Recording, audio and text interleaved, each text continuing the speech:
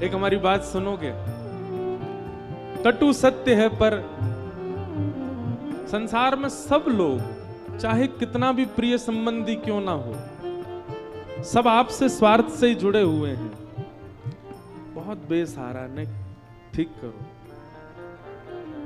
सब आपसे स्वार्थ से जुड़े हुए। एक काम करो, कुछ दिन घर पे ही बैठे रहो, कुछ मत करो, बैठे ही रहो। सुबह उठो, उठ करके पत्नी से या माँ से जिससे भी बोलो रोटी दो, पाओ, फिर पड़ जाओ बिस्तर पे। फिर दोपहर में उठो, फिर पाओ, फिर पड़ जाओ बिस्तर पे। फिर रात में उठो, फिर पाओ, फिर पड़ जाओ बिस्तर पे। रात में दूध पियो 2 गिलास, फिर पड़ जाओ बिस्तर पे। ऐसा कुछ दिन करके देखो। 15 दिन में, हम कान पकड़ के क्षमा मांग के बोल रहे हैं, 15 दिन में बच्चों को, पत्नी को, माँ को, पिता को, भाई को, ताऊ को, दादी को, सबको खलने लगोगे। पहले बढ़िया था, पता नहीं क्या हो गया, पूरे दिन पड़ा रहता, अब कुछ करता धरता नहीं। क्यों? आप उनके नहीं हो क्या? आप पूरे दिन पड़े नहीं रह सकते? अरे ये तो मेरा परिवार है, इन सब ने मुझे जन्म दिया, इन सब ने मुझे पाल पोस के बड़ा किया, ये मुझे पड़ा क्यों नहीं देख सकते? स्वार्थ है, सबका स्वार्थ है। अन्यथा नहीं लेना बात को, पर कई बार घर का कोई सदस्य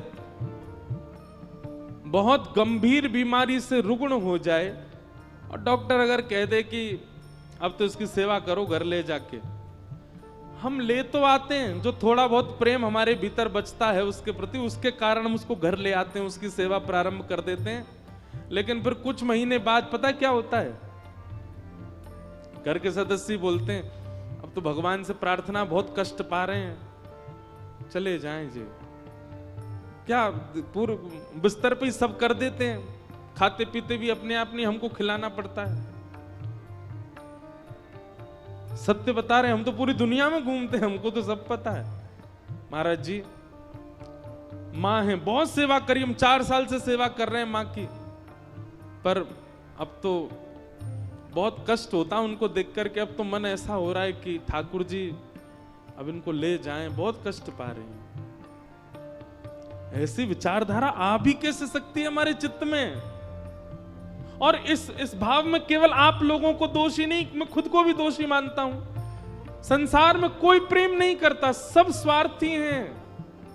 आपकी एक स्थिति हो जाने पर सब आपको छोड़ देना चाहते हैं। इसीलिए कह रहे हैं, भूले राही सुनते जाना, झूठे जग में नहीं भरमाना। झूठे राही सुनते जाना, झूठे जग में नहीं भरमाना। भूले राही सुनते जाना, झूठे जग में नहीं भरमाना। राही सुनते जाना, झूठे जग में नहीं भरमाना। तेरी मंजिल है पास बंदे, तेरी मंजिल है पास बंदे। तेरी मंजिल है पास बंदे। तेरी मंजिल है पास बंदे। राम नाम बिसार रे, राम नाम बिसार रे। राम नाम बिसार बंदे। राम नाम बिसार बंदे। राम नाम बिसार रे। राम नाम बिसार रे। जग में फूल खिलते हैं सुंदर प्यारे और रसीले। जग में फूल खिलते हैं रंगीले, सुंदर प्यारे और रसीले। यहाँ फूल उन बातों को कहा जा रहा है जिनके प्रति हमारा आकर्षण हो जाता है, चाहे वो कोई स्त्री हो, चाहे वो कोई पुरुष हो, चाहे वो कोई वस्तु हो, चाहे वो कोई व्यक्ति हो, चाहे वो कोई व्यंजन हो, चाहे वो कोई स्थान हो, ये सब फूल हैं। जग में फूल खिलते हैं रंगीले, सुंदर प्यारे और रसीले। जग में फूल खिलते हैं रंगीले, सुंदर प्यारे और रसीले। मत करना तू इनसे प्यार बंदे, मत करना तू इनसे प्यार बंदे, मत करना तू इनसे प्यार बंदे, मत करना तू इनसे प्यार बंदे। राम नाम बिसार रे, राम नाम सारे, हे राम नाम बिसार बंदे, राम राम सार बंदे। हे श्याम नाम बिसार बंदे, श्याम नाम सार बंदे। राम नाम बिसार रे, राम नाम सारे, राम नाम बिसार रे। राम नाम सारे। इसलिए भैया आपकी हर स्थिति में व्यक्ति आपको छोड़ सकते हैं, आपको पकड़ सकते हैं, पर एक बार आपने ठाकुर जी को पकड़ लियो तो फिर चाहे आपकी जैसी स्थिति है जाए, ठाकुर जी नहीं छोड़ेंगे। चाहे आप गरीब हो जाओ, चाहे आप निर्धन हो जाओ, चाहे आप रुग्ण हो जाओ, चाहे आप धनवान हो जाओ, चाहे आप करोड़पति अरबपति खरबपति हो जाओ, ठाकुर जी को आपने पकड़ा तो आप भले ही छोड़ दो, ठाकुर जी नहीं छोड़ते। इसलिए नाम को ही साधन मानो। भागवत जी के द्वितीय श्लोक में विषय अधिकारी संबंध और प्रयोजनों की बात बताई गई। मीराबाई, नाम सुना मीराबाई? मीराबाई के ताऊ जी के बेटा थे, उनका नाम था जयमल। क्या नाम था? तो राव दूधा जी के बाद, उनके पुत्र की भी मृत्यु के बाद जयमल राजा जो थे उनको मेड़ता का राजा बना दिया गया। जिन मीराबाई की बातें सुनकर के आज के लोग भक्त बन जाते हैं, सोचो मीराबाई के समय में उनके संग रहने वाले भक्त नहीं बने होंगे। मीराबाई की कृपा से जयमल के अंदर भी भक्ति आ गई थी। एक बात हम बहुत स्पष्ट रूप से कह दें आपसे, अगर आप स्वीकार करें तो, ठाकुर जी वैसे तो अपने सारे भक्तों से प्रसन्न रहते हैं, पर दो भक्तों से विशेष प्रसन्न होते हैं। पहला वो जो बहुत धन होने के बाद भी, बहुत संपन्न होने के बाद भी, बहुत व्यवस्था और बहुत योग्य कुल में होने के बाद भी ठाकुर जी की भक्ति के आगे सब नतमस्तक कर देता है, उससे बहुत प्रसन्न रहते हैं। और दूसरा, जो कुछ ना होने के बाद भी, कोई व्यवस्था ना होने के बाद भी, श्रेष्ठता ना होने के बाद भी कभी ठाकुर जी से शिकायत ना करते हुए भी समर्पित रहता है। समझ में आई बात? हमारे पास दोनों में ही अव्यवस्था है। हम लोग बहुत धनवान हो जाते हैं तो सबसे पहले भूलने का काम ठाकुर जी को करते हैं।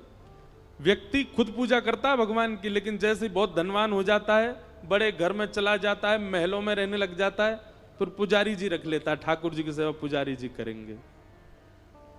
और ठाकुर जी की क्या, अब तो सब जगह ही हो गया है। माताएं भी जब बच्चे हो जाते हैं तो फिर उनके लिए एक दूसरी सेविका रखते हैं, खुद नहीं उसको उठाती घुमाती, उसकी भी सेवा करने वाली एक संग रहती है। तब भगवान सोचते तो होंगे, अरे जो मेरी क्या सेवा करेंगे, अपने खुद के बच्चे तो संभाले नहीं जा रहे इनसे, उसके लिए भी इनको कोई ना कोई सेविका चाहिए, हमारी क्या सेवा। तो बहुत धनवान होने पर, बहुत संपन्न होने पर भी हमसे भक्ति छूट जाती है, और बिल्कुल निर्धन हो जाने पर, बिल्कुल अव्यवस्थित हो जाने पर भी हम बहाने या फिर कहीं शिकायत करते हैं, ठाकुर जी आपने हमको संपन्न बनाया नहीं, हम कैसे करें, आपने हमको दिया ही नहीं है तो हम कहां से अर्पित कर रहे हैं।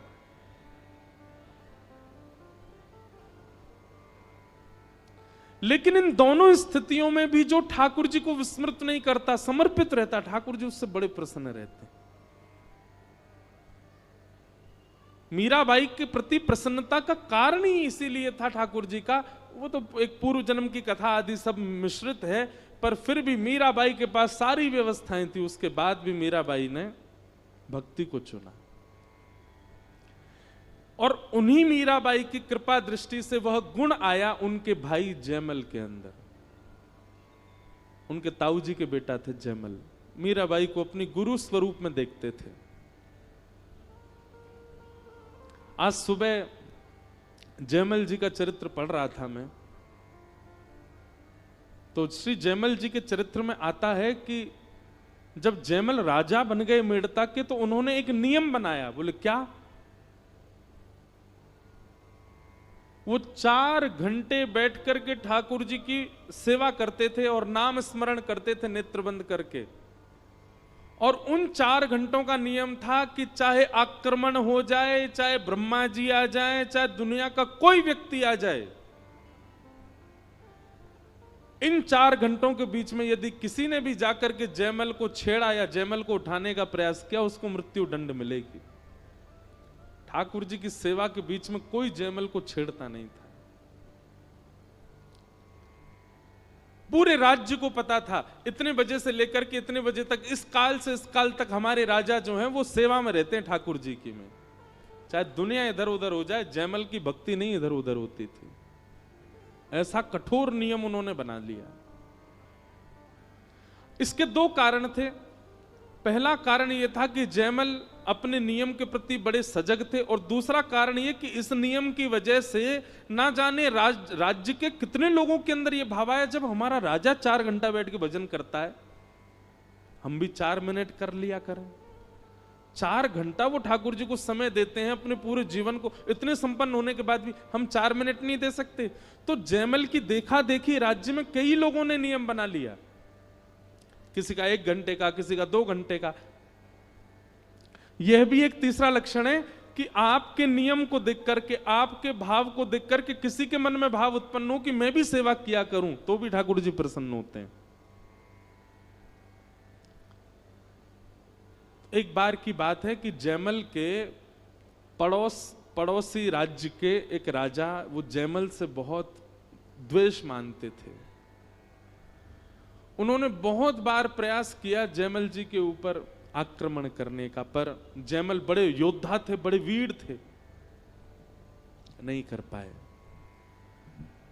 तभी उनको किसी ने जाकर के बताया, बोले जयमल राजा का एक नियम बताया आपको? बोले क्या?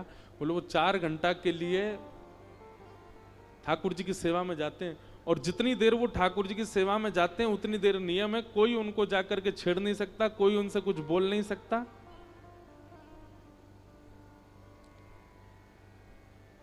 अगर हम लोग उस काल में चढ़ाई कर दें मेड़ता पर, तो हम विजय प्राप्त कर सकते हैं, क्योंकि सेना भी बिना राजा की आज्ञा के तो आक्रमण करेगी नहीं। तो हम लोग पूरे मेड़ता को घेर करके चढ़ाई कर देंगे। तो पड़ोसी राजा ने कहा ये उचित समय है, और उन्होंने अर्धरात्रि में ही पूरी सेना इकट्ठी करके मेड़ता पर चढ़ाई कर दी। और मेड़ता ठीक उस समय पहुंचे जिस समय जयमल अपने भजन में बैठ गए थे, और सामान्य सेना नहीं थी। वर्णन आता है, बोले इतनी सेना लेकर के गए, इतनी सेना लेकर के गए कि पूरा मेड़ता चारों ओर से घेर लिया। इतने मेड़ता में जन नहीं रहते थे जितनी सेना ने आकर के मेड़ता को घेरा। मेड़ता को घेर लिया और बस आक्रमण करने ही वाले थे, चढ़ाई करने ही वाले थे, कब्जा करने ही वाले थे। यहां मंत्री, महामंत्री, सेनापति आदि सब दौड़ने लगे, क्या करें। बोले ये तो वही काल है, राजा हमारे भजन में बैठे, बीच में विक्षेप डाल नहीं सकते।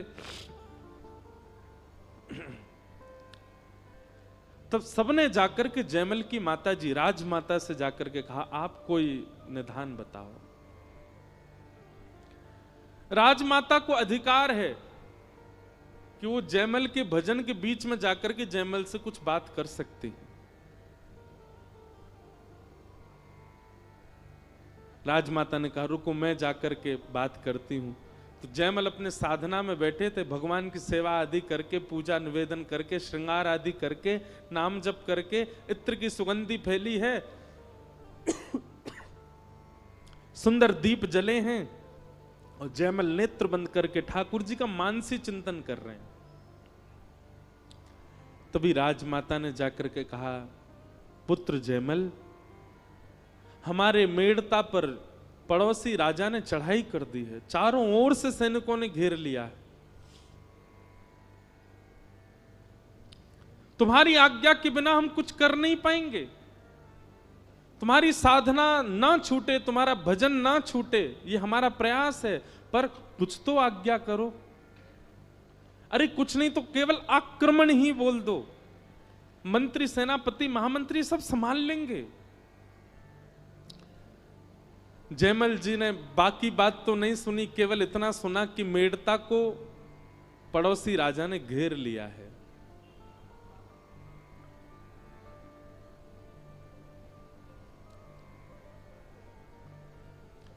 जैसे ही राजमाता की बात सुनी तो जयमल के मुख से अपने आप शब्द उत्पन्न हुआ, हरि जाने सब जनन की पीर।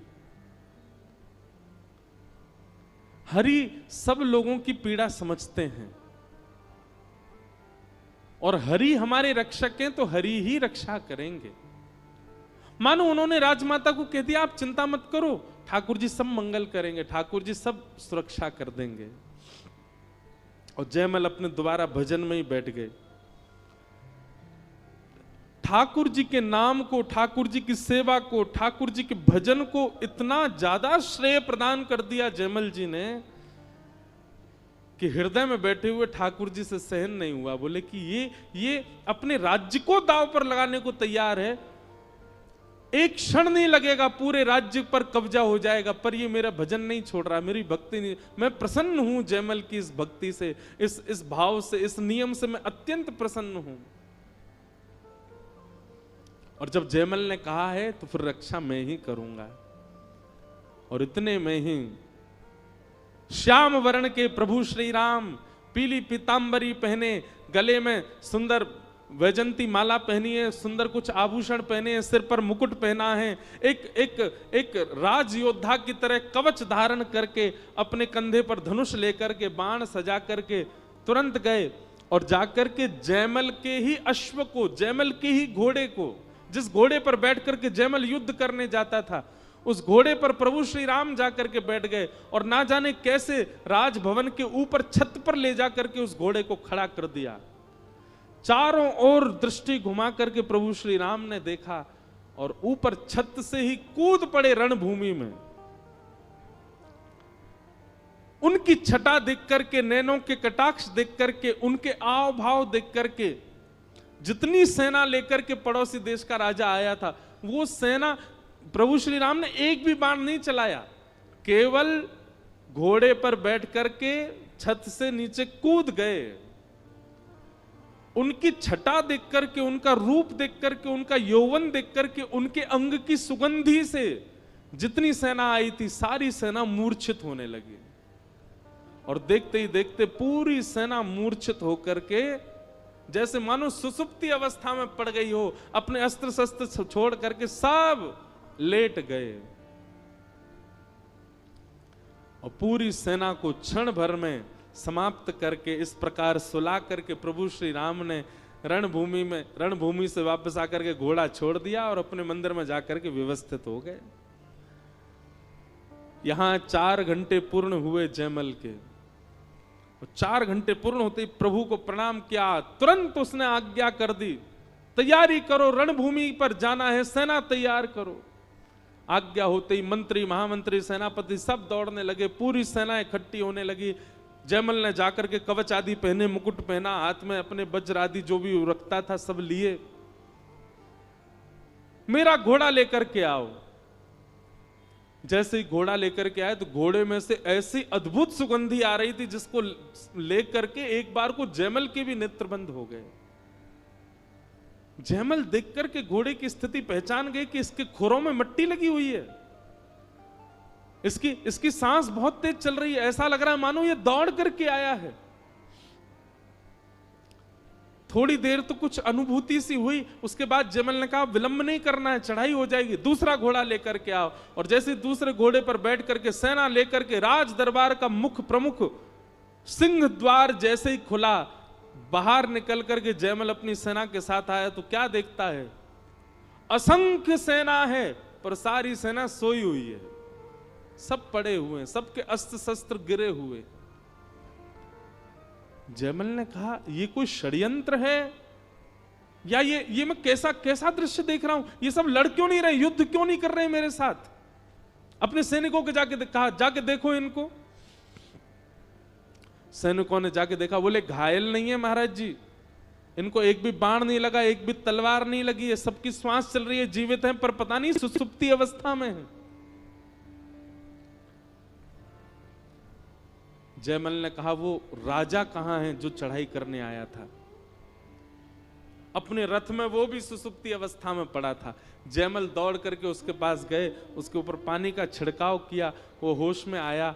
जयमल ने पूछा ये सब तुमने क्या किया, अपनी सेना लेकर के आए, चढ़ाई नहीं की तुमने, और उसके बाद अब युद्ध में ये सब सो क्यों रहे हो, क्या कर रहे हो।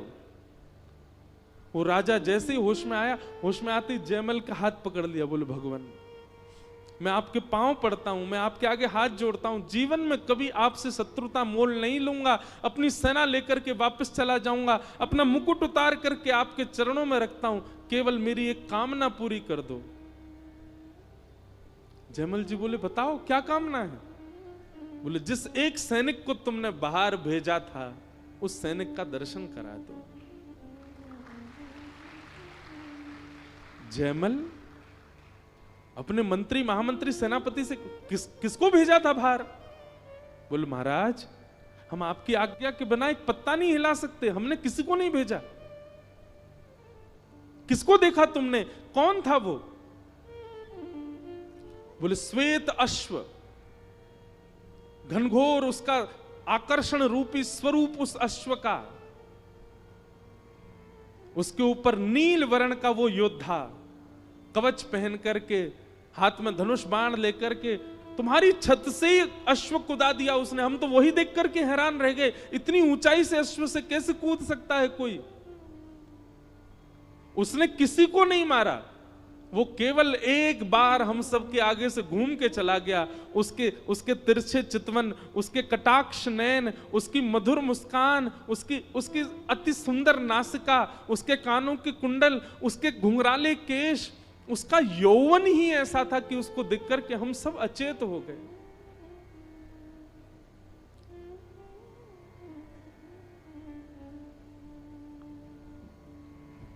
एक बहुत सुंदर, मुझे अब ये याद आ जाते हैं पद, इसलिए क्षमा करना। सरस माधुरी जी का एक पद है, ठाकुर जी कैसे हैं। बिहारी तेरे चितवन काम कटारी, बिहारी तेरे चितवन काम कटारी।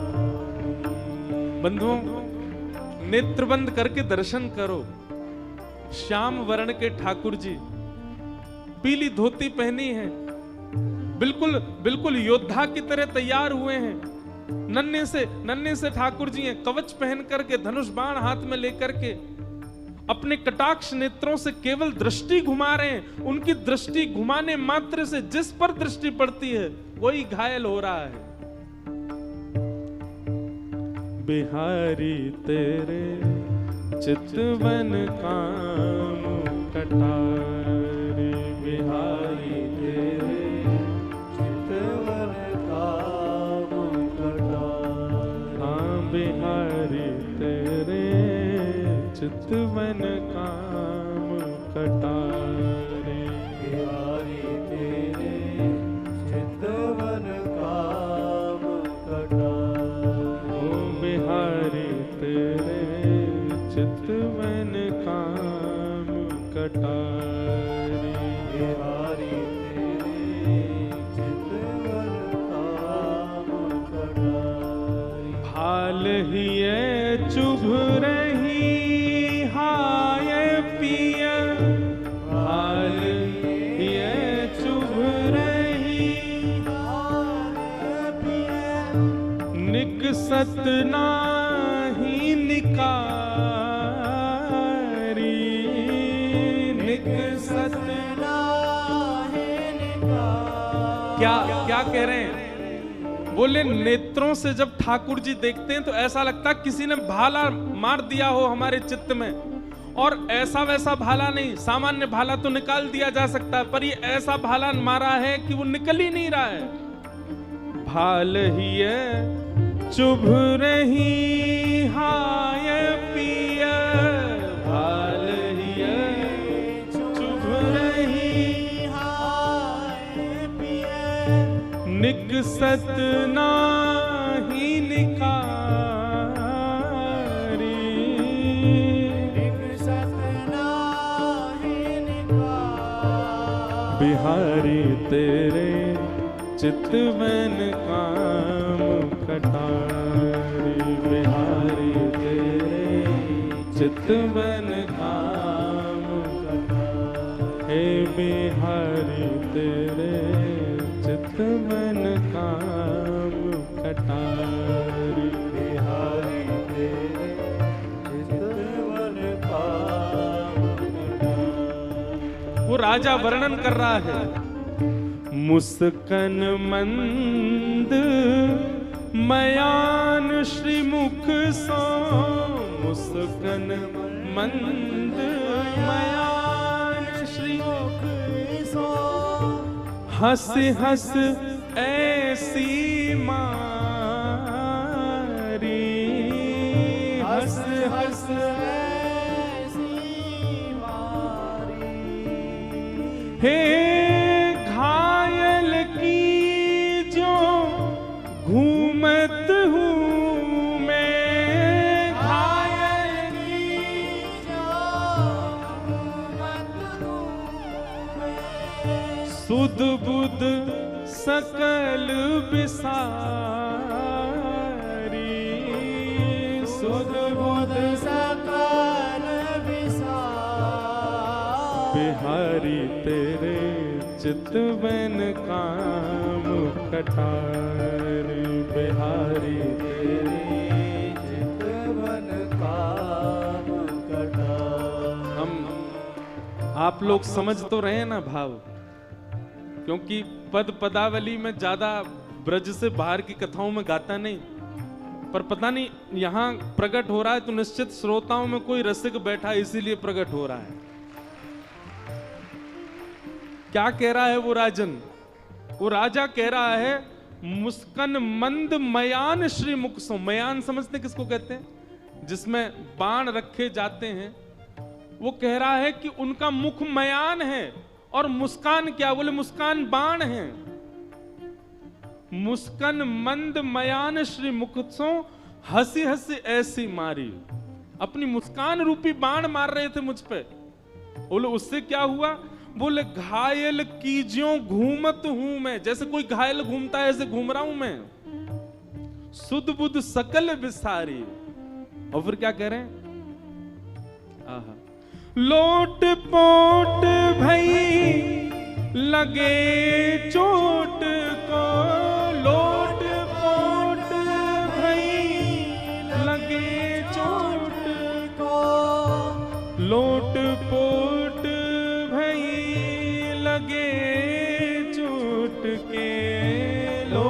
मोट भई लगे चोट को, कस के घाव करारी,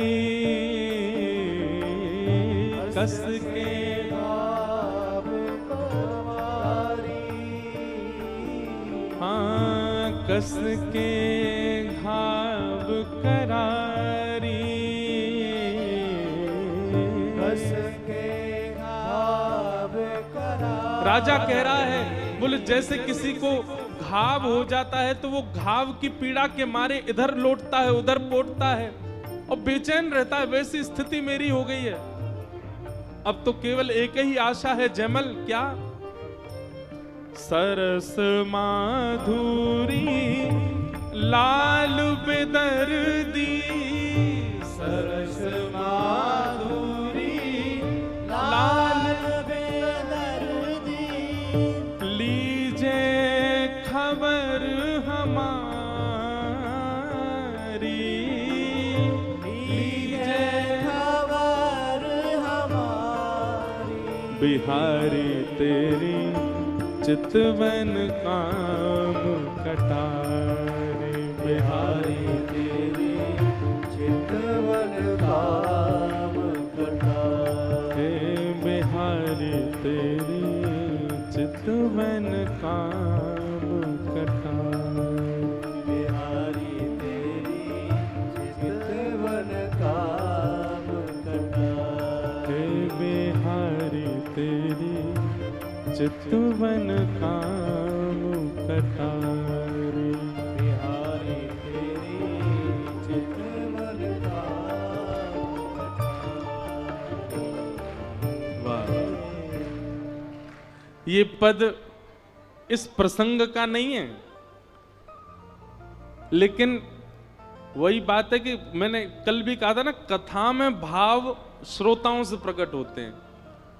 कोई वृंदावन का रसिक बैठा होगा यहां पे, तभी भाव उत्पन्न हो रहे हैं।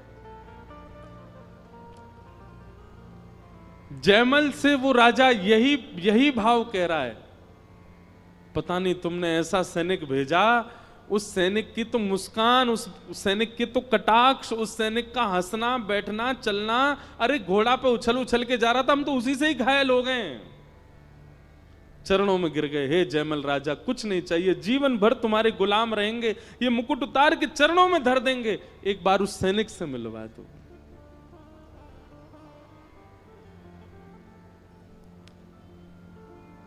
जयमल के नेत्र सजल हो गए और वो कड़ी से कड़ी जोड़ने लगा। मैं साधना में बैठा हूं, मेरी आज्ञा के बिना कुछ हो नहीं सकता। राजमाता ने आकर के मुझको कहा कि चढ़ाई हो गई है, तब मैंने कहा हरि रक्षा करेंगे। कहीं ऐसा तो नहीं हरि ने ही रक्षा की हो। और तभी उसने मन में विचार किया कि मेरे घोड़े में से एक अद्भुत सुगंधी आ रही थी, उस घोड़े के पैरों में मिट्टी लगी थी, वो घोड़ा हाँफ रहा था, शायद ठाकुर जी उस घोड़े पर बैठ करके गए हों।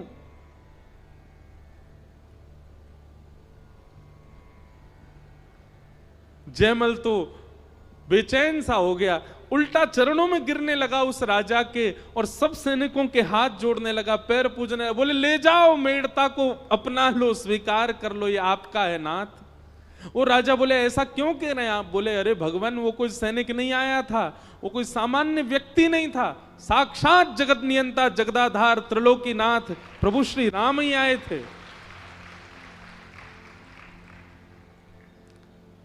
मैं तो भजन करता हूं 4 घंटे, मैं तो साधना करता हूं, पर कभी प्रत्यक्ष नहीं देख पाया। धन्य हैं आप लोग जो आपने उनका प्रत्यक्ष दर्शन किया।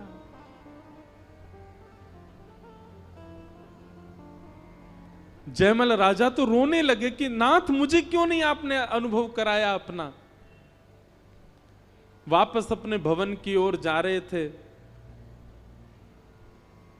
सैनिकों से पूछते जा रहे थे घोड़ा कहां घुमाया था उन्होंने। सब बता रहे थे, देखो ये उनके यहां घोड़े घूम रहा था, यहां पर थोड़ी देर रुके थे, यहां पर ऐसे करके उन्होंने देखा था, यहां पर उन्होंने अपनी भुजा उठाई थी, यहां पर उन्होंने धनुष बाण चलाया नहीं, बस हमको डरा रहे थे धनुष बाण दिखा दिखा करके। जयमल उस पूरे पथ को देख रहा है जहां ठाकुर जी घूम के गए। तभी जयमल को स्वर्ण के कुंडल मिले। और उस कुंडल को जैसे ही जयमल ने देखा, वो जयमल के निज ठाकुर जी जिनकी जयमल सेवा करता था, उनके ही कुंडल थे। अपने मस्तिष्क से लगा लिए, संपूर्ण रज को इकट्ठा करके अपने माथे से लगाया। अंदर गए, भवन में जाकर के मंदिर में जैसे ही अपने ठाकुर जी को देखा, श्री ठाकुर जी मूर्तिमंत खड़े हैं, मंद मंद मुस्कुरा रहे हैं।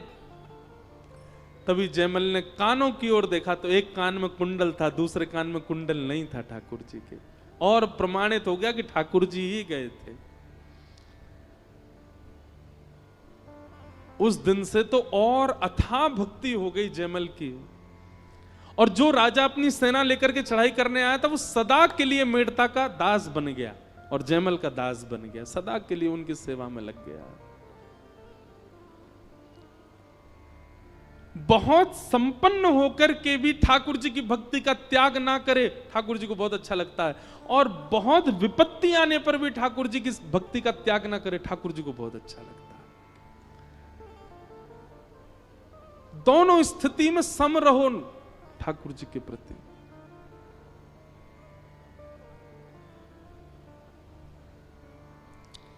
फिर एक कथा और आती है जयमल राजा की कि एक दिन जयमल अपने ठाकुर जी की सेवा कर रहे थे। और ऐसा नहीं है कि जयमल भक्त थे तो योद्धा नहीं थे, ऐसे पराक्रमी योद्धा थे कि बड़े बड़े राजा उनके मारे थर थर कांपते थे। एक बार जयमल अपने ठाकुर जी की सेवा कर रहे थे, तो सेवा करते करते उनको अत्यंत मन में ऐसा भाव आया कि ये स्थान ठाकुर जी के अनुकूल नहीं है। जिस मंदिर में ठाकुर जी बैठे थे, कम से कम ठाकुर जी की शयन की व्यवस्था तो अति उचित होनी चाहिए। तब जयमल ने एक सुंदर कुटिया बनवाई और उसमें ठाकुर जी की सारी व्यवस्था करी, शयन की, पंखा लगाए, गादी जी लगाई, सब व्यवस्था की, सुंदर इत्र का छिड़काव करके पूरी कुटिया को आनंदित कर दिया। आपकी पत्नी के मन में एक बार भाव आया कि 4 घंटा सुबह साधना करते हैं, रात भर पता नहीं कुटिया में बैठे रहते हैं, देख के तो आऊं क्या है। जयमल ठाकुर जी को शयन करा करके अच्छा, जयमल के ठाकुर जी रहते मंदिर में ही थे। कुटिया केवल उसने भाव के लिए बनवाई थी कि ठाकुर जी रात में जब आपको शयन करना हुआ करे तो आप कुटिया में आ जाया करो। उस कुटिया में ठाकुर जी थे नहीं, केवल शयन गद्दी होती थी और रजाई कंबल और ठाकुर जी के लिए जल भोग आदि तकिया आदि रखी। ठाकुर जी नहीं होते थे, केवल भाव से शयन कराता था। एक बार आपकी पत्नी ने अर्धरात्रि में जाकर के देखने का प्रयास किया कि देखूं तो ये कैसी कुटिया है। भीतर झांक करके देखा तो उस कुटिया में सेज पर जो पलंग लगाया था, प्रत्यक्ष प्रभु श्री राम और श्री जानकी जी उस पर पौड़े हुए थे, प्रत्यक्ष। आप तुरंत घबरा गईं और दौड़ करके गईं और जयमल जी के पास जाकर के प्रणाम किया। बोले कि वो कुटिया में तो श्याम वर्ण के ठाकुर जी और गौर वर्णा श्री सीता जी पौड़ी हुई हैं, और वो कोई मूर्ति नहीं है, वो प्रत्यक्ष पौड़े हुए हैं। जयमल के नेत्र सजल हो गए। बोले मैंने तो कुटिया बनवाई थी कि ठाकुर जी आपका मन हुआ करे तो आप, पर ठाकुर जी ने उसको स्वीकार कर लिया। बंधुओं, हम आप सबका जीवन निकलता जा रहा है। कितने वर्ष हम अपने जीवन के व्यर्थ कर चुके हैं अब तक। अब आगे कितने और शेष हैं, हम आप सब में से किसी को नहीं पता। इसलिए भैया, ये कथा सुनकर के, वैष्णव संग करके और ये इस प्रकार के भावों को सुनकर के जग जाइए, सचेत हो जाइए और लग जाइए ऐसी भक्ति में कि जिससे अंत काल आए उससे पहले पहले ठाकुर जी का साक्षात्कार तो हो जाए, हमको थोड़ा अनुभव तो हो जाए हमको ठाकुर जी का। संसार के प्रपंचों में लगे रहने से कुछ नहीं मिलने वाला है, केवल कुछ दिन का सुख मिलेगा, बाद में दुखी होना ही पड़ेगा। लेकिन कहीं ऐसी स्थिति में आ गए कि प्राण निकलने को हो गए तो फिर कुछ नहीं कर पाओगे। इसलिए अभी समय है, लग जाइए ठाकुर जी के भाव में और कर लीजिए वो अनुभव जो मीराबाई ने किया है, जो जयमल ने किया है, जो सूरदास ने किया है, जो कुम्मनदास ने किया है, जो गोविंद स्वामी ने किया है। उस अनुभव से और उस अनुभव तक पहुंचाने का एक ही मार्ग है हमारे पास, श्रीमद् भागवत की कथा। यह भागवत की कथा उस अनुभव की स्थिति में निश्चित पहुंचा देगी।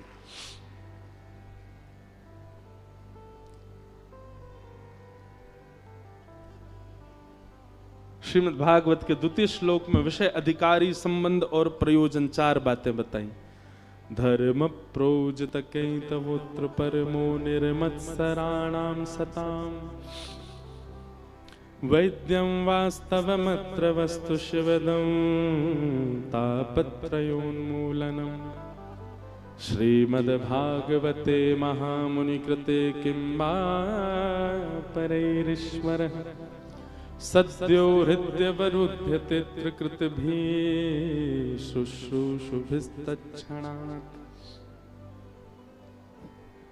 सबसे पहली बात, भागवत का विषय क्या है?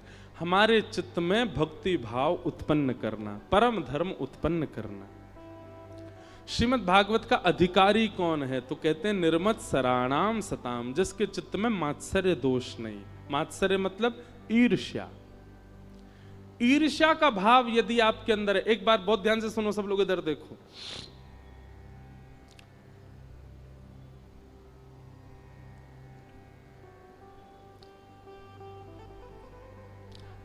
आपके भीतर क्रोध बहुत ज्यादा है तो भी ठाकुर जी मिलने का मन बना सकते हैं। आपके अंदर लोभ बहुत ज्यादा है तो भी ठाकुर जी मिलने का मन बना सकते हैं। आपके अंदर काम ज्यादा है तो भी ठाकुर जी कहीं ना कहीं कभी ना कभी मिल सकते हैं। पर आपके चित्त में यदि ईर्ष्या है, ठाकुर जी नहीं मिलेंगे। इसलिए काम, क्रोध, लोभ, मोह, द्वेष, अहंता, ममता आदि आदि जो ये दोष हैं, ये सब धीरे धीरे ठीक हो जाएंगे और इनसे ठाकुर जी मिल भी जाएंगे। पर ईर्ष्या का दोष यदि आपके अंदर है, किसी की श्रेष्ठता देख करके आप चिढ़ जाते हो, किसी की सुंदरता को देख करके आपको ज्वलनशील मन में भाव आने लग जाते हैं, किसी का धन वैभव संपत्ति देख करके आपके चित्त में उसके प्रति ईर्ष्या की भावना आती है, ठाकुर जी आपसे बहुत दूर हैं। ईर्ष्यालु व्यक्ति से ठाकुर जी नहीं मिलते। इसलिए हमारी प्रार्थना है, सबसे पहले ईर्ष्या को नष्ट कीजिए। किसी को भी देख करके, किसी की भी बातें सुन करके, किसी का भी रूप, यौवन, संपत्ति आदि देख करके उसके प्रति ईर्ष्या का भाव उत्पन्न नहीं होना चाहिए चित्त में। ईर्ष्या समझते हैं ना किसको कहते हैं? क्योंकि आप देखो, एक बात और कह दूं, इस पंडाल में मुझसे लेके पीछे वाले व्यक्ति तक एक भी व्यक्ति ऐसा नहीं है जिसको कभी ईर्ष्या ना हुई हो, सबको हुई है। और एक बात और कहूं, संसार में जितने दुर्गुण हैं ना, वो सब हर व्यक्ति को एक बार तो स्पर्श करते ही करते हैं, हम सबके जीवन में आते हैं। बहुत कोई माय का लाल 0.1% ही एक आध कोई ऐसा होगा बाल्यकाल से ही जिसने ब्रह्मचर्य का पालन कर लिया हो, बाल्यकाल से ही जिसने सत्य व्रत का पालन कर लिया हो, बाल्यकाल से जिसने अपने क्रोध पर विजय प्राप्त कर ली हो। बाकी संसार में कोई नहीं बच सकता पाप से। सबके जीवन में आता जरूर है, चाहे एक क्षण के लिए आवे। तो हम सबको ईर्ष्या कभी ना कभी तो हुई है, किसी ना किसी से तो हुई है। ईर्ष्या के समय एक चीज अनुभव कीजिएगा, ईर्ष्या जब व्यक्ति के चित्त में आती है ना, उसके चेहरे से पता चल जाता है कि ईर्ष्या हो रही है। क्यों? क्योंकि ईर्ष्या होते ही हमारा चित्त, हमारा मन, बुद्धि, ये सब शून्य हो जाते हैं, सब शून्य हो जाते हैं। एक साथ इतने सारे विकार उत्पन्न हो जाते हैं हमारे चित्त में। ऐसी ऐसी पापजन्य विचारधाराएं भी ईर्ष्या में प्रकट हो जाती हैं जो कभी नहीं होनी चाहिए। कहां तक कहें, ईर्ष्यालु व्यक्ति यह तक सोच लेता है कि इस व्यक्ति की मृत्यु हो जाए। इतनी ईर्ष्या, इतनी खराब होती है ईर्ष्या। इसलिए ईर्ष्या यदि आपके चित्त में है, थोड़ी बहुत होती है, कभी कभी साल में एक आध बार होती है तो कोई दिक्कत नहीं, पर हर दिन ही ईर्ष्या होती है, किसी को ही देख के ईर्ष्या हो जाती है, नेक में ही ईर्ष्या आने लग जाती है, तो भैया दशहरा मैदान में रावण नहीं, आपकी जरूरत है।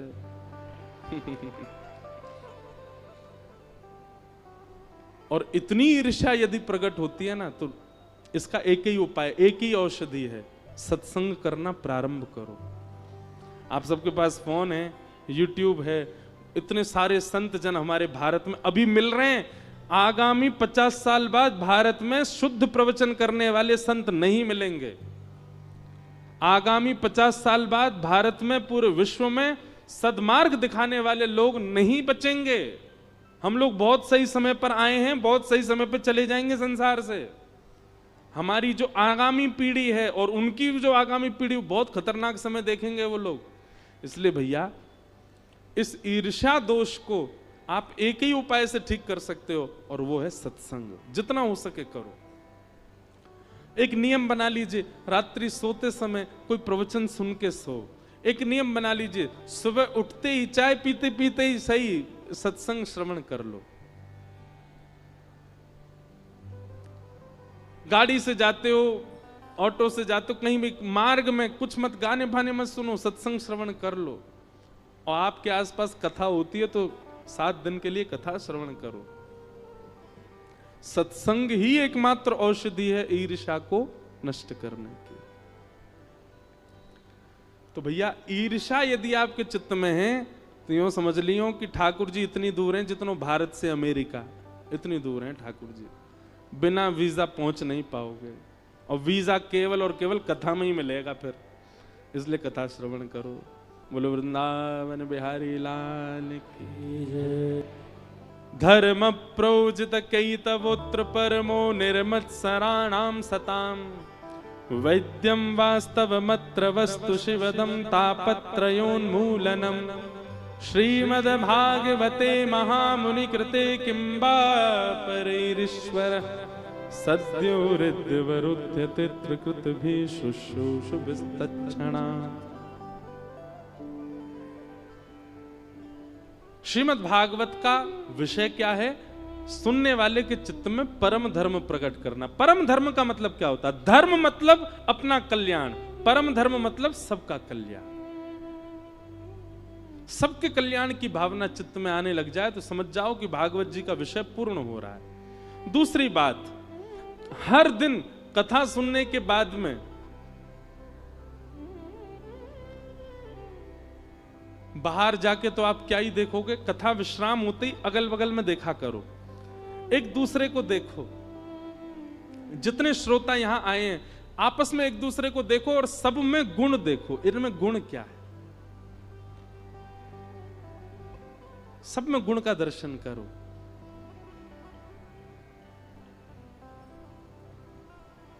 बगल वाला मोटा है, आगे वाला गोरा है, पीछे वाला काला है, ये बोलता बहुत है, खाता बहुत है। ये दुर्गुण देखना बहुत जल्दी सीख जाते हैं हम लोग, गुण देखना नहीं सीख पाते। कोई सिखाता नहीं है फिर भी हमको दुर्गुण देखना आ जाता है। घर में पहली बार कोई लड़की देखने वाला आवे, लड़का देखने वाले आवे, कभी गए हो आप उन लोगों के साथ जो लड़की देखने जाते हैं, लड़का देखने जाते हैं? उनकी बातें सुना करो। वो जैसे ही बाहर आएंगे ना, घर से गाड़ी में बैठेंगे, लड़की देख के आए, गाड़ी में बैठते ही उसके गुण बाद में पहले बोल देंगे, सब ठीक है पर थोड़ी सी चालू लग रही है हमको, सब ठीक है पर उसकी नाक थोड़ी सी वैसी नहीं थी। और माताएं बहनों की तो बात ही बहुत विचित्र होती है। मेरी तो नजर उसके पाम में थी, पट्टे से है, पाम पट्टे पूरी चल रही थी, तो ऐसा लग रहा था जिस घर में जाए बंटा धार नहीं कर दे। अरे उसके गुण देखो ना, वो उसमें अच्छाई क्या थी? सब अच्छा है, लड़का बढ़िया है, पर थोड़ा सा हमको जो है चालू लग रहा था। देखनी चाय कैसे लपक के पी गया था। हमारे अंदर ये अवगुण देखने की इतनी स्थिति क्यों होती है?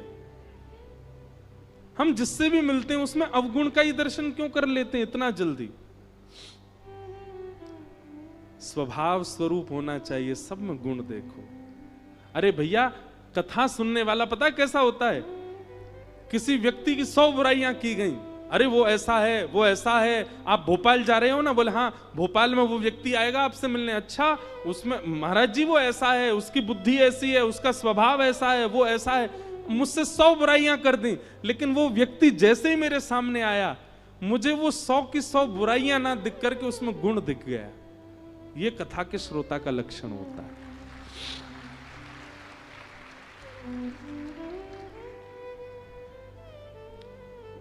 और क्षमा करना, 100 बुराइयां उसने की, 101 भी तुमने देख ली, तो आप कथा के श्रोता नहीं हो।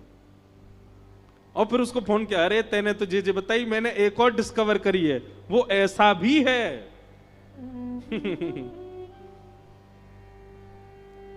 लेकिन कई लोग ऐसे होते हैं, आप उनसे 100 बुराई करो, फिर वो आए, अच्छा अच्छा तू गया था वहां पे, था ना वो ऐसा ही था ना, यार देख तेरी बात ठीक है, वो ऐसा था, पर मुझे उसका एक बात बहुत अच्छी लगी, वो ऐसा। अरे यार तेरी भी ये क्या, तू उसमें भी गुण देख रहा है। ये श्रोता का लक्षण है, ये भगवत जन का लक्षण है, ये ऐसे व्यक्ति का लक्षण है जिसको ठाकुर जी कभी ना कभी स्वीकार कर सकते हैं। वो सब में गुण देखता है।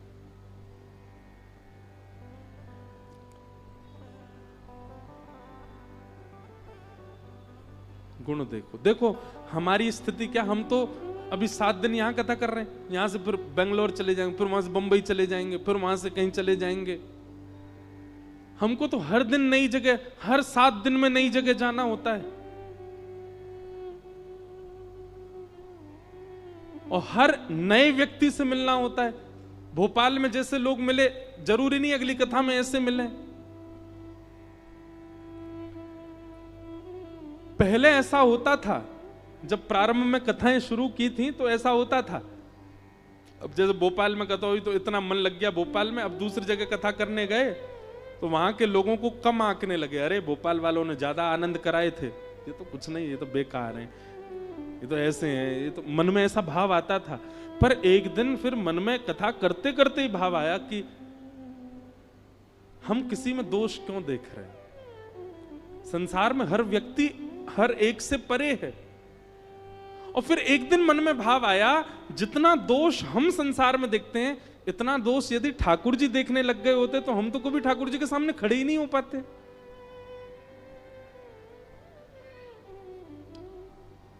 जब स्वयं को आप ठाकुर जी के सामने खड़ा करते हैं मंदिर में, उस समय स्वयं से पूछा कीजिए, क्या वास्तव में लायक थे हम इनके सामने खड़े होने के? लेकिन उन्होंने हमारे दोषों को नजरअंदाज किया और खोल दिए कपाट, बोले आ जाओ।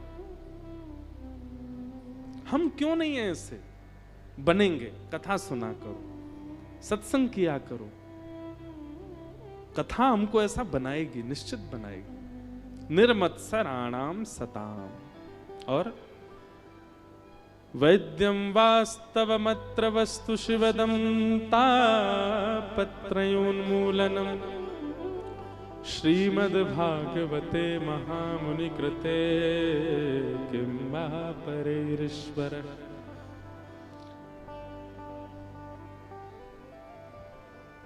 भागवत जी के 2वें श्लोक में भागवत कथा सुनने से हरिश्चित्तम समाचरेत, ऐसा भाव बताया।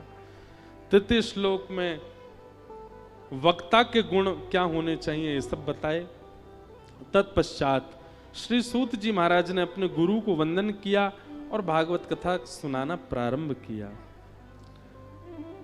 भगवान के अवतारों का वर्णन करते हुए श्रीमद् भागवत जी की रचना के भाव बताए। भागवत जी की रचना क्यों की गई, बहुत सावधानी से सुनना, बहुत अच्छा प्रसंग है। 18 पुराण लिखे जा चुके थे, 18 उप पुराण लिखे जा चुके थे, 17 महापुराण लिखे जा चुके थे। उसके बाद 18वां महापुराण भागवत लिखने की क्या आवश्यकता थी? तो वर्णन करते हैं कि वेदव्यास जी ने इतने ग्रंथ लिखे, लेकिन उनके मन को शांति नहीं थी, उनके मन को संतोष नहीं था। तब वेदव्यास जी महाराज ने कहा कि मैं ऐसा क्या लिखूं जिससे मेरे मन को संतोष हो, तब नारद जी महाराज ने आकर के वेद व्यास जी को समझाया कि भवतानुदित प्रायम यशो भगवतो मलं ये नैवासौ न तुष्येत मन्ये तद्दर्शनम खिलम। बहुत बड़ा सूत्र है, सबके सुनने योग्य। वेद व्यास जी महाराज ने 18 पुराण लिखे, 18 उपपुराण लिखे, 4 वेद लिख दिए, उपनिषद लिख दिए, महाभारत लिख दिए, लेकिन फिर भी उनके मन को शांति नहीं मिली।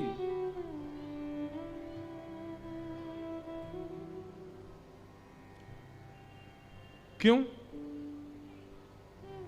कारण क्या है? तब नारद जी ने आकर के बताया। नारद जी बोले, व्यास जी आपने सब भावों का वर्णन किया, चतुर्विध पुरुषार्थ का वर्णन किया, पर जिस भाव का वर्णन करना चाहिए था आपने उसका वर्णन नहीं किया, इसलिए आपका चित्त अशांत है। नारद जी बोले, किस भाव का वर्णन नहीं किया? बोले, प्रेम। आपने धर्म का वर्णन किया, आपने अर्थ का वर्णन किया, आपने काम का वर्णन किया, आपने मोक्ष का वर्णन किया, पर आपने प्रेम का वर्णन नहीं किया, इसलिए आपका चित्त अशांत है। अच्छा, एक बात सुनो, धर्म, अर्थ, काम और मोक्ष, इन चारों को क्या कहते हैं? चतुर्विध पुरुषार्थ। क्या कहते हैं? इन चारों में ही जीते हैं हम लोग। सबसे पहला धर्म, दूसरा अर्थ, अर्थ यानी कि धन, तीसरा काम, काम यानी कि कामनाएं, और चौथा अंतिम हमारा लक्ष्य क्या है? मोक्ष। सबसे पहले हम धर्म का आचरण करते हैं। अरे कुछ नहीं तो दिन में उठ के स्नान तो करते हो, वो भी धर्म है। कोई व्यक्ति मंदिर नहीं जाता, तिलक नहीं लगाता, कथा नहीं सुनता, लेकिन सुबह उठ के स्नान तो करता है। वो स्नान करना ही धर्म है। तो धर्म का आचरण हमारा प्रथम लक्ष्य होता है। हम सबका दूसरा लक्ष्य क्या है? अर्थ, कहीं से भी आना चाहिए। और फिर तीसरा हमारा उद्देश्य क्या होता है? अर्थ से कामनाओं की पूर्ति। घर बनाना है, गाड़ी खरीदनी है, ये खरीदना, ये खाना, ये पीना, यहां जाना, यहां पैसे उड़ाने। और हमारा अंतिम लक्ष्य क्या होता है? मोक्ष। इन चारों में ही हमारा पूरा जीवन निकल जाता है। और जो व्यक्ति केवल इन चारों में ही रमा रहता है, उस व्यक्ति को अपने जीवन में कभी संतुष्टि नहीं होती, वो संतोषजन्य नहीं जी पाता। लेकिन यदि व्यक्ति पंचम पुरुषार्थ का आश्रय ले ले तो उसको इन चारों की आवश्यकता नहीं पड़ती। और पंचम पुरुषार्थ का नाम क्या है? प्रेम। प्रेमी व्यक्ति जब हो जाता है तो वो कई बार धर्म का आश्रय नहीं लेता।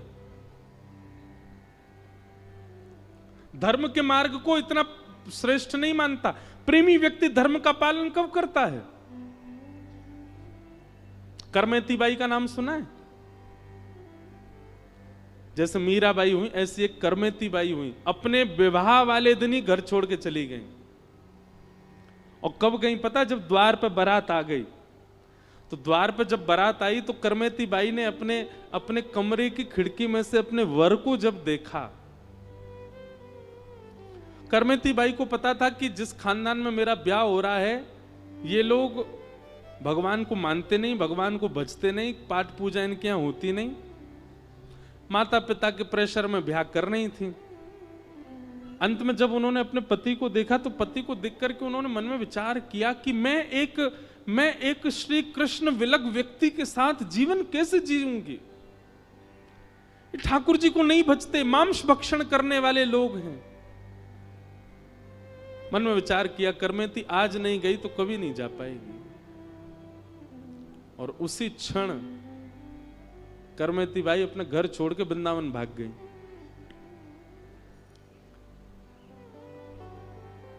उनके पिताजी ने खूब ढूंढा, नहीं मिली।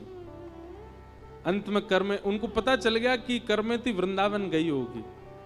जब वृंदावन आए तो वृंदावन आकर के ढूंढा तो किसी ने बताया, बोले यमुना किनारे कुटिया में रहती हैं करमेती बाई। तो जब करमती बाई के पास गए, उनके पिताजी ने जाकर के कहा, बेटी तूने ऐसा क्यों किया? तब वहां एक वाक्य उनके पिताजी ने कहा, तूने हमारी नाक कटवा दी। अरे ब्याह होने से पहले ही कर देती ये सब काम। करमती बाई बोले, ब्याह तो नहीं हुआ था पिताजी, ब्याह हो जाता तो मैं कुछ कर ही नहीं पाती, पर मैं तो उससे पहले ही चली गई। और रही बात, आप कहते हैं कि मैंने आपकी नाक कटवा दी। पिताजी, शास्त्रों की माने तो नाक उनकी होती है जो कृष्ण को भजते हैं। नाक उनकी होती है जो ठाकुर जी के होते हैं, और जो ठाकुर जी को नहीं भजते, ठाकुर जी को नहीं होते, तो उनकी नाक ही नहीं होती। और जो ठाकुर जी को नहीं भजते, जिनकी नाक ही नहीं होती, उनकी कटेगी कैसे? कटती तो उनकी है जो ठाकुर जी के। हाँ, मैंने उस व्यक्ति से विवाह कर लिया होता और ऐसे कुसंग परिवार में जाकर के रहती तो शायद मेरी नाक कट जाती।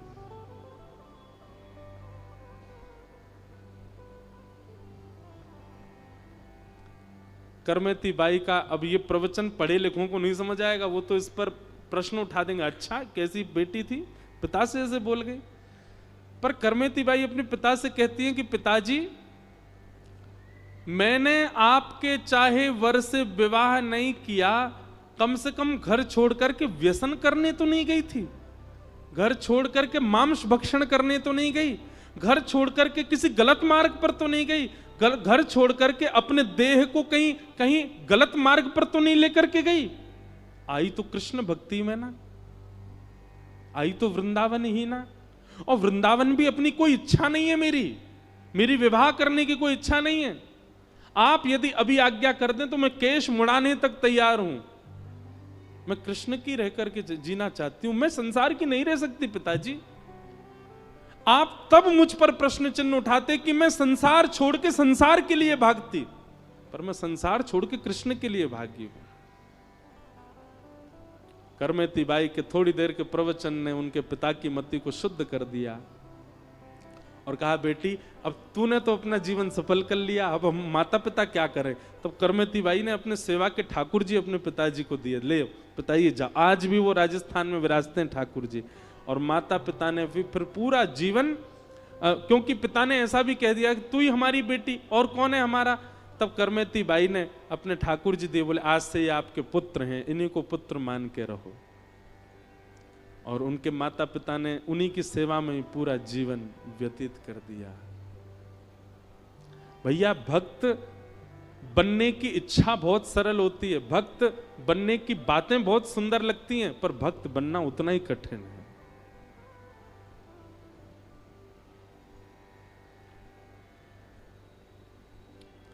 बना के हृदय में हम प्रेम मंद, बना हृदय में हम प्रेम मंद, वहीं उनको झूला झुलाया करेंगे, वहीं उनको झूला झुलाया करेंगे। गाओ सब लोग। कन्हैया कन्हैया पुकारा करेंगे, लताओं में ब्रज की गुजारा करेंगे। कन्हैया कन्हैया पुकारा करेंगे, लताओं में ब्रज की गुजारा करेंगे। कन्हैया कन्हैया पुकारा करेंगे, लताओं में ब्रज की गुजारा करेंगे। कन्हैया कन्हैया पुकारा करेंगे, लताओं में